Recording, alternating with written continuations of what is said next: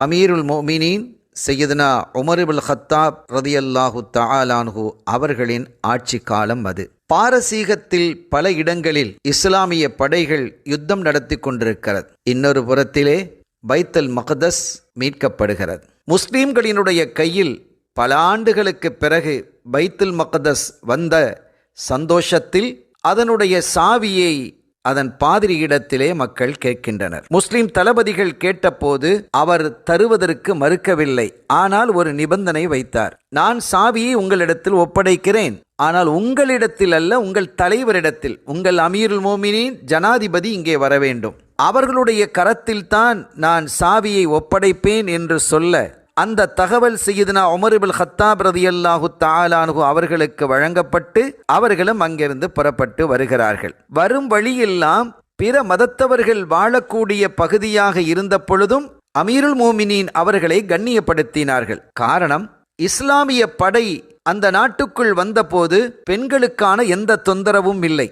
வீடுகளை கடைகளை சூறையாடவில்லை, யாரையும் அநியாயமாக கொல்லவில்லை, எந்த அட்டகாசமும் புரியவில்லை என்பது மாத்திரமல்லாமல் அந்த பெண்களுக்கும் குழந்தைகளுக்கும் வயோதிகர்களுக்கும் நோயாளிகளுக்கும் பாதுகாப்பை தந்தார்கள். ஆச்சரியப்பட்டு போனார்கள்.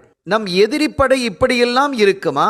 நம் படையே நம் நாட்டுக்குள் நுழைந்தால் எவ்வளவு பெரிய அசம்பாவிதங்கள் நடக்கும். ஆச்சரியப்பட்டு போனதால் அவர்கள் அமீருல் மோமினீன் அவர்களை கண்ணியப்படுத்தினார்கள். தொழுகைக்காக நேரம் வந்து ஒரு இடத்தில் தொழுவதற்காக அமீருல் மோமினீன் அவர்கள் விரும்பிய போது, நீங்கள் எங்களுடைய சர்ச் ஆலயத்திற்குள்ளேயே வந்து தொழலாமே என்று அவர்கள் கேட்டார்கள். அதை மறுத்துவிட்டு அவர்கள் வெளியிலேயே தொழுதார்கள். அப்போது அந்த பாதிரிகளும் மக்களும் கேட்ட கேள்வி, ஏன் எங்களுடைய ஆலயத்திற்குள் தொழுவது உங்களுக்கு தடையா, உங்கள் மார்க்கத்தில் தடை விதிக்கப்பட்டிருக்கிறதா என்று கேட்டபோது அவ்வாறு இல்லை, நாங்கள் தொழும் இடம், எங்களினுடைய ஆடை, எங்களுடைய உடல் சுத்தமாக இருக்க வேண்டும், அவ்வளவுதான்.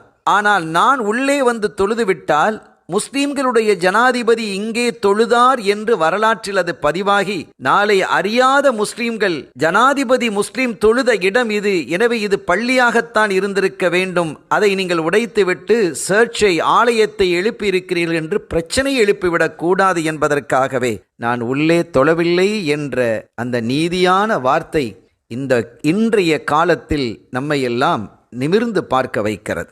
எல்லா மக்களுக்கும் நேர்மையாகவும் சரியான ஒரு ஜனாதிபதியாகவும் வாழ்ந்து அற்புதமான வழியை காட்டியவர்கள் சையதுனா அமீருல் மோமினீன் உமர் இப்னு கத்தாப் ரலியல்லாஹு தஆலா அன்ஹு அவர்கள். அவர்களுடைய ஆட்சி உலகெங்கும் மலர வேண்டும் என்று நல்லோர்களினுடைய ஆசை. அந்த ஆசையை அல்லாஹ் நிறைவேற்றுவானாக. வஸ்ஸலாம்.